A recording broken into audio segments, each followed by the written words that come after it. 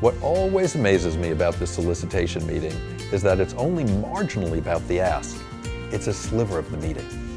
And in fact, whether you can smoothly make that ask or you stumble a bit because you're nervous and awkward, it doesn't matter that much. Because by the time you've asked, you're 95% of the way there. By the time you've asked, the donor is enthusiastic about the organization and knows something about it. The donor has agreed to a meeting to discuss the gift, which means the donor is inclined to make a gift at some point for some amount for some project. There is a relationship through you to the organization. Let's not forget that virtually no gift in isolation is worth all the time and effort to cultivate and solicit. What makes the effort worthwhile is when we develop a long-term relationship with the donor that leads to an annuity of gifts. So even in that moment, even in the solicitation meeting, it's still all about the relationship. We certainly never sacrifice the relationship for the gift, right?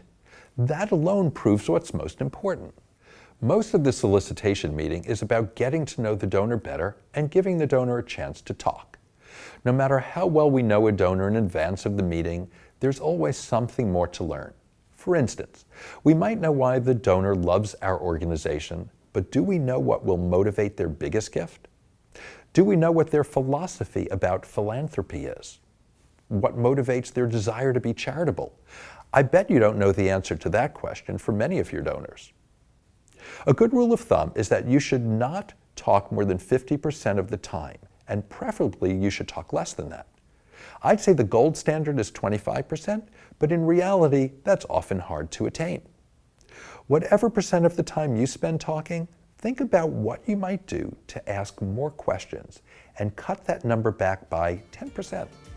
I guarantee you that the less you talk and the more you listen, the more you'll develop the relationship and the more likely it is the donor will give and give generously.